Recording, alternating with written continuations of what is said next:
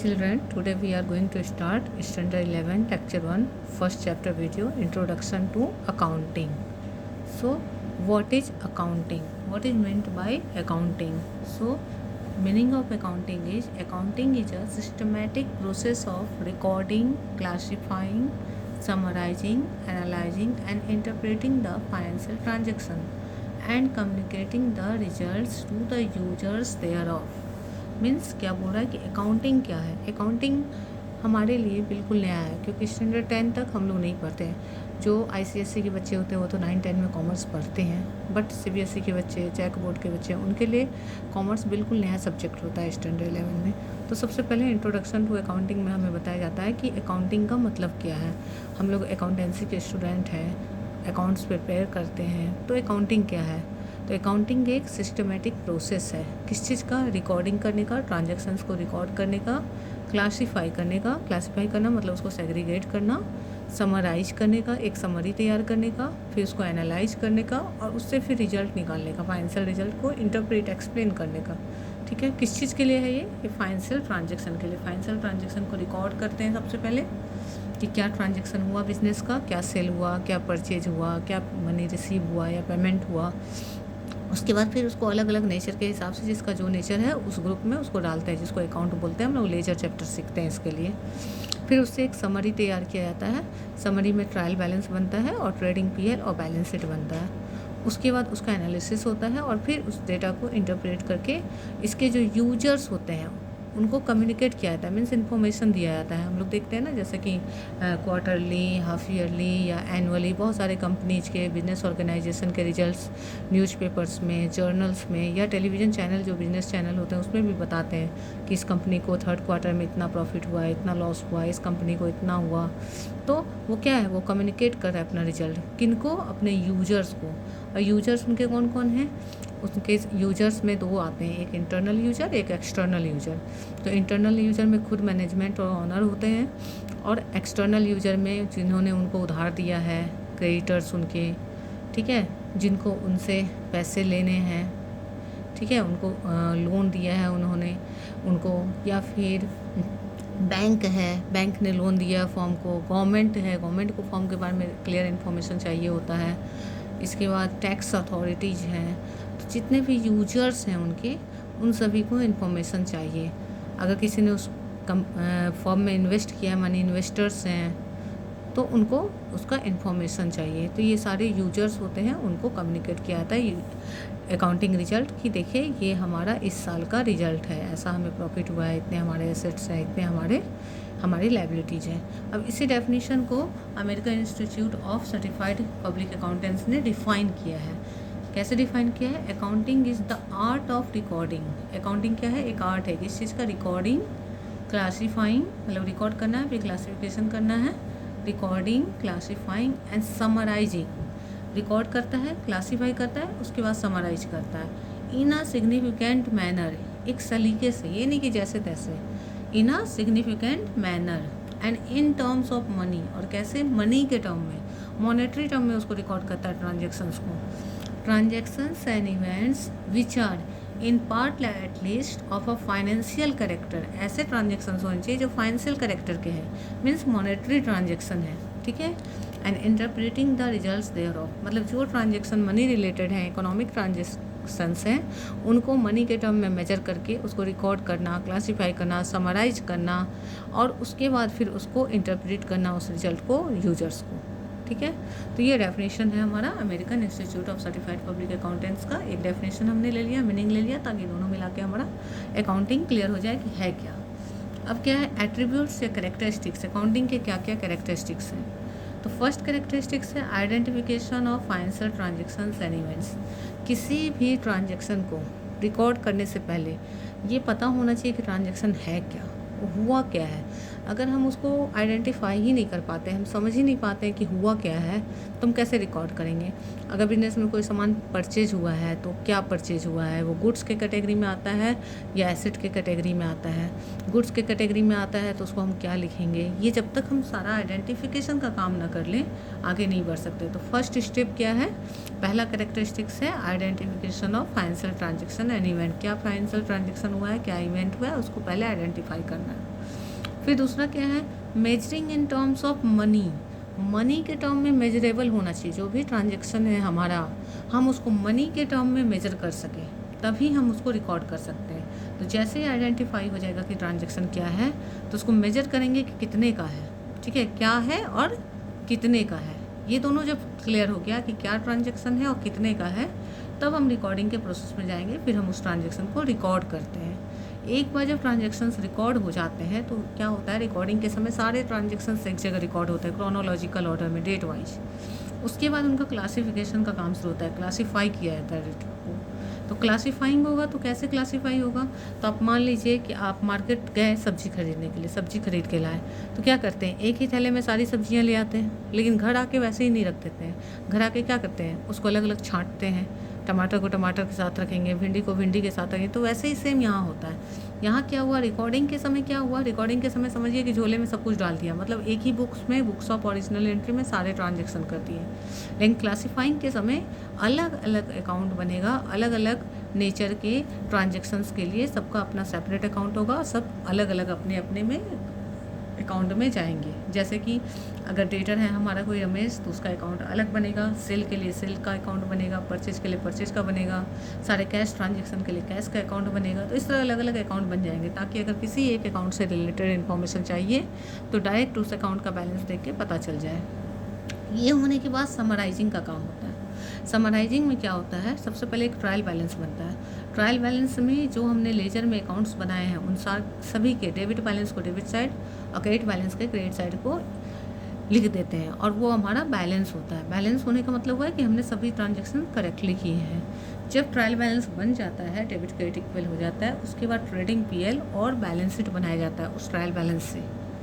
Trading PL से हमें business का नेट प्रॉफिट या नेट लॉस पता चलता है, और बैलेंस शीट से बिजनेस का एसेट्स और लायबिलिटी पता चलता है। ये समरी के तौर पे सारे यूजर्स को पता चले, क्योंकि आपके यूजर्स के पास ना उतना समय है और ना उनको उतना नॉलेज है कि वो रिकॉर्डिंग देखेंगे, क्लासीफाइंग देखेंगे। वो डायरेक्ट क्या देखेंगे, समरी देखेंगे। आपके समरी में उनको पता चल जाएगा कि आपका क्या बिजनेस का पोजीशन है।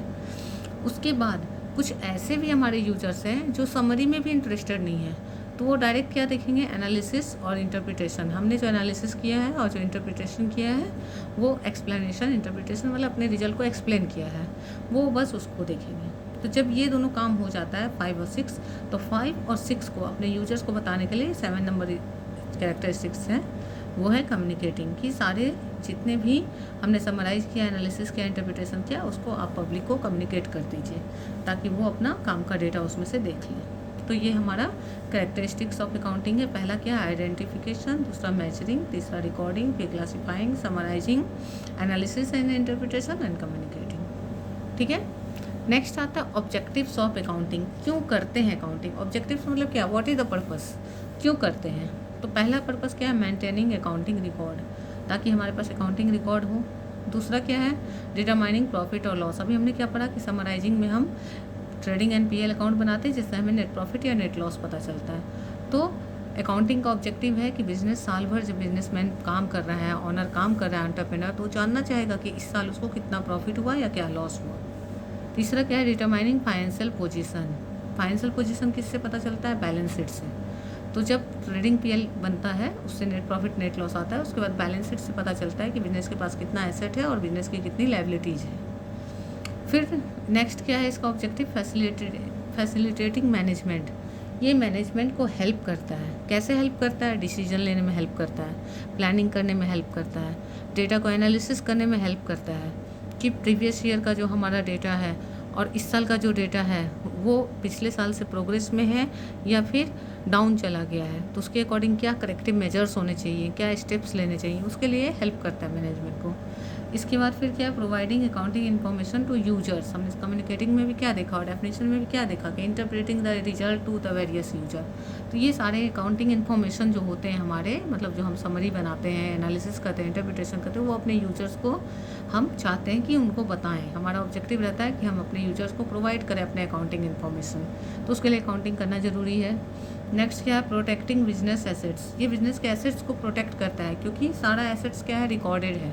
रिकॉर्डेड है मतलब लिस्ट में है, ऑन द लिस्ट है, तो सारे एसेट्स प्रोटेक्टेड रहते हैं। तो इस तरह से हमारा ऑब्जेक्टिव्स में क्या क्या आया, पहला ऑब्जेक्टिव है मेंटेनिंग अकाउंटिंग रिकॉर्ड, दूसरा डिटरमाइनिंग प्रॉफिट और लॉस, तीसरा determining financial position, facilitating management, providing accounting information to users, protecting business assets. Next है फंक्शंस ऑफ अकाउंटिंग। क्या फंक्शन है अकाउंटिंग का? तो यहाँ भी बहुत सारे सिमिलर टर्म मिलेंगे हमें। पहला है क्या? Maintaining systematic record. यहाँ रिकॉर्ड मिसप्रिंट है।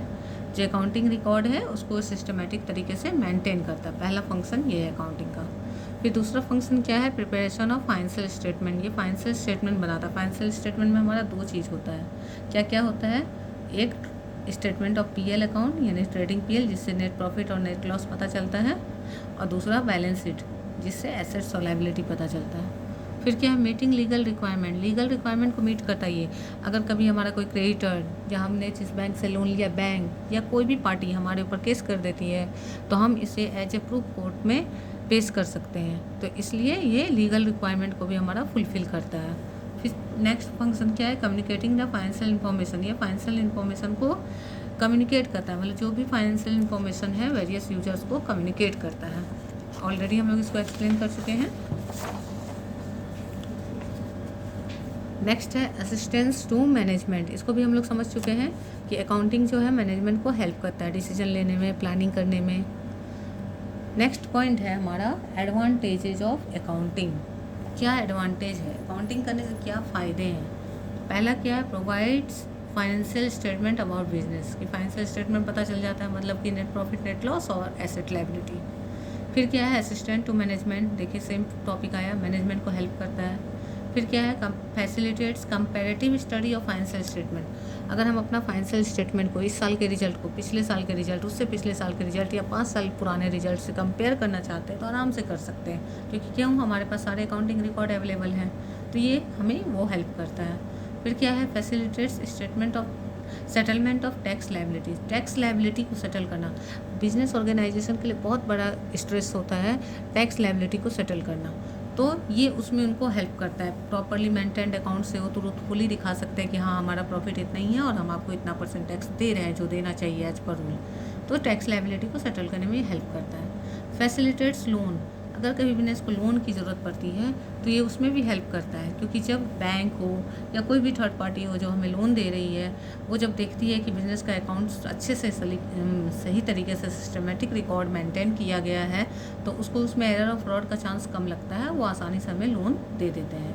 फिर एविडेंस इन कोर्ट। अगर कभी कोई हमारी पार्टी जो हमसे रिलेटेड है और हमारे ऊपर केस कर देती है, तो हम प्रूफ एज ए प्रूफ दिखा सकते हैं उनके साथ हमारा जो भी ट्रांजैक्शन हुआ है कोर्ट में, तो जो हमारा अकाउंटिंग है वो एज अ प्रूफ कोर्ट में हम शो कर सकते हैं। नेक्स्ट क्या है? Facilitate sale of business. अभी अगर कभी हमें अपना बिजनेस सेल करना पड़े और हम चाहते हैं कि मेरा बिजनेस का मुझे सही प्राइस मिले, तो सही प्राइस लेने के लिए हमें अपने बुक्स ऑफ अकाउंट्स को सही तरीके से मेंटेन किया हुआ है, तो हम उसमें अपने एसेट्स और लायबिलिटीज़ का वैल्यू बताएंगे, उसके अकॉर्डिंग जो हमारा नेटवर्थ होगा वो हमें प्रॉपरली मिल जाएगा। ठीक है, ये सेम पॉइंट है। फिर क्या? Helpful in partnership account. अगर कभी हमें पार्टनरशिप में जाना है, हमें चाहते हैं कि सोल प्रोप्राइटर से हम पार्टनरशिप की ओर जाएं, तो उस समय भी ये हमें हेल्प करता है, क्योंकि हमारे पास प्रॉपरली मेंटेन्ड अकाउंट है, तो जो हमारे पार्टनर्स होंगे उनको हम लोग ट्रस्टफुली बता पाएंगे कि हाँ इस तरह का हमारा पिछला प्रॉफिट लॉस है और आगे हम उसको कैसे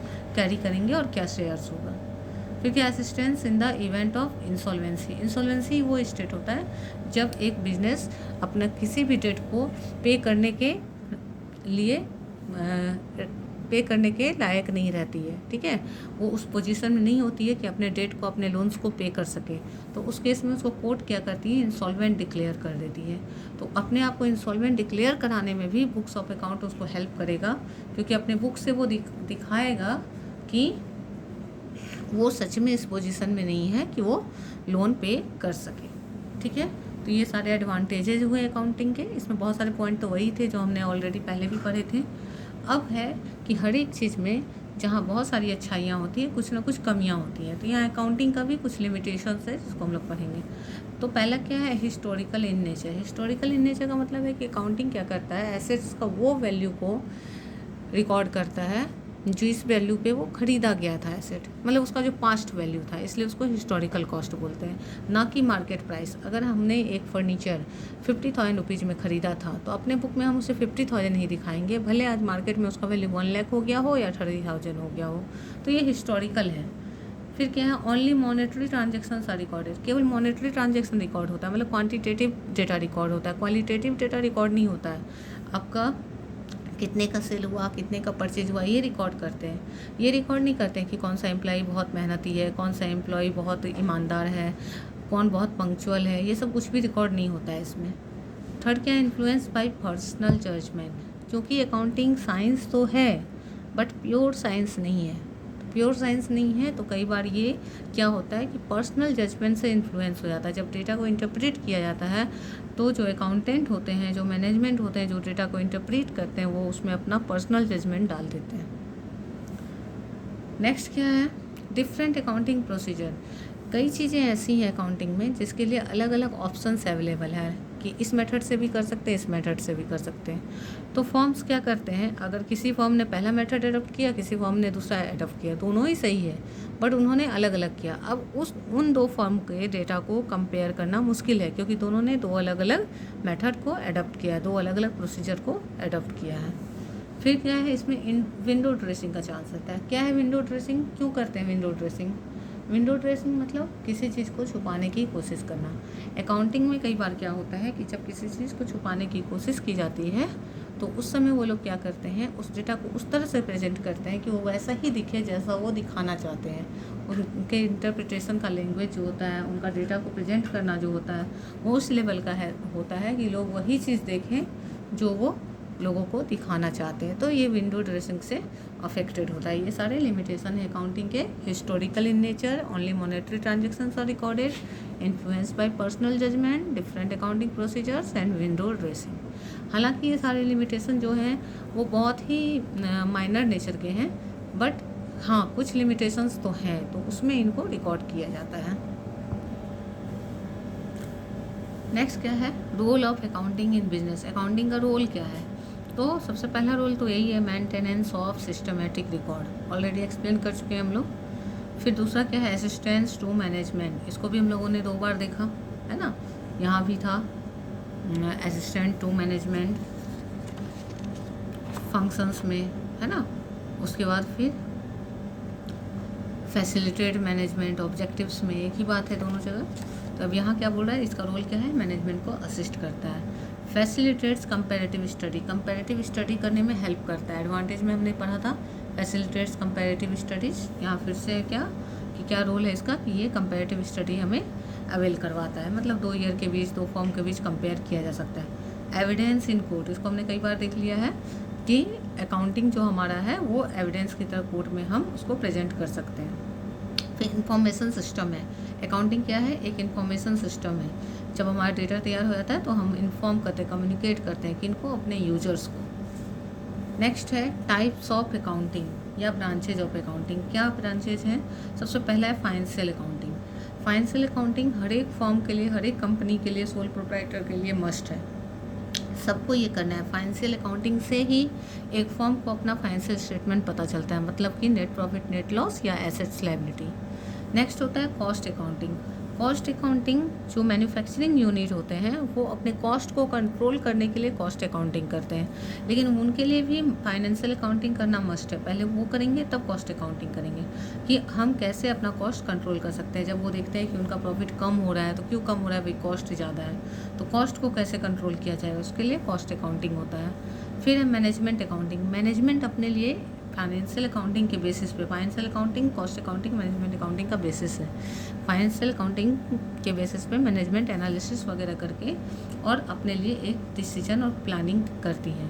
तो वो सारी कुछ हम लोग मैनेजमेंट अकाउंटिंग में पढ़ते हैं। Cost accounting, management accounting, tax accounting, ये सारे हमारे ग्रेजुएशन लेवल के टॉपिक्स हैं। फिर टैक्स अकाउंटिंग। टैक्स अकाउंटिंग में हम लोग टैक्स कैलकुलेशन सीखते हैं, डायरेक्ट इनडायरेक्ट टैक्स कैसे कैलकुलेट होता है। फिर है गवर्नमेंट अकाउंटिंग। गवर्नमेंट अकाउंटिंग में हम लोग गवर्नमेंट का क्या रिक्वायरमेंट है, बिजनेस से क्या चाहती है गवर्नमेंट, वो सारा कैलकुलेशन होता है। नेक्स्ट है सोशल अकाउंटिंग। हर एक फॉर्म के लिए कुछ सोशल रिस्पॉन्सिबिलिटीज़ डिटरमाइंड है। क्यों? कि हर फॉर्म जो भी प्रॉफिट कमाती है उसमें सोसाइटी का कुछ ना कुछ योगदान है। तो फर्म को भी चाहिए कि वो सोसाइटी के लिए कुछ करे। तो फर्म सोसाइटी के लिए क्या कर रही है वो अपने सोशल अकाउंटिंग में वो मेंटेन करती है। नेक्स्ट है हमारा कि बुक कीपिंग, अकाउंटिंग और अकाउंटेंसी में क्या डिफरेंस है। तो बुक कीपिंग क्या है? बुक कीपिंग एक आर्ट है, किस चीज़ का? रिकॉर्डिंग ट्रांजैक्शन को रिकॉर्ड करने का। बुक्स ऑफ ओरिजिनल एंट्री में हम लोग इसको रिकॉर्ड करते हैं, तो वो बुक कीपिंग कहलाता है। अकाउंटिंग क्या है? Accounting starts where book keeping ends. जहाँ बुक कीपिंग ख़त्म होता है वहाँ पे अकाउंटिंग शुरू होता है, मतलब इसके बाद का स्टेप है ये। बुक कीपिंग के लिए कोई स्पेशल नॉलेज नहीं चाहिए, इसको कोई भी क्लर्क कर सकता है, क्लरिकल नेचर का वर्क है। लेकिन अकाउंटिंग के लिए स्किल चाहिए, इसको हर कोई नहीं कर सकता, वही पर्सन कर सकता है जिसको अकाउंटेंट का स्किल है, जो अकाउंटेंट का काम कर चुका है वही कर सकता है। इसके लिए एक अकाउंटेंट चाहिए, एक स्किल्ड पर्सन चाहिए। इसका एरिया नैरो है और इसका एरिया वाइड है। फिर accountancy refer to systematic and organise branch of knowledge. ये एक ब्रांच ऑफ नॉलेज है। और द डिसिप्लिन ऑफ अकाउंटिंग का ये डिसिप्लिन है, मीन्स इसी के अंडर अकाउंटिंग का काम होता है। तो इससे हम क्या समझे कि अकाउंटेंसी जो अकाउंटेंसी है, अकाउंटेंसी के अंदर अकाउंटिंग होता है, क्योंकि अकाउंटेंसी ही हमें बताता है कि अकाउंटिंग कैसे करना है। और अकाउंटिंग कैसे होता है? बुक कीपिंग से। जब बुक कीपिंग हो जाता है उसके बाद अकाउंटिंग होता है, ठीक है। तो बुक कीपिंग अकाउंटिंग के अंदर आ गया, अकाउंटिंग और बुक कीपिंग दोनों किसके अंदर आ गए? अकाउंटेंसी के। तो बुक कीपिंग का एरिया नैरो हो गया, अकाउंटिंग का उससे वाइड हुआ और सबसे वाइड किसका हो गया? अकाउंटेंसी का, ठीक है। तो इस तरह से हमारा इंट्रोडक्शन टू अकाउंटिंग कंप्लीट होता है। I hope you would be able to understand it. If it is helpful let me know. Thank you.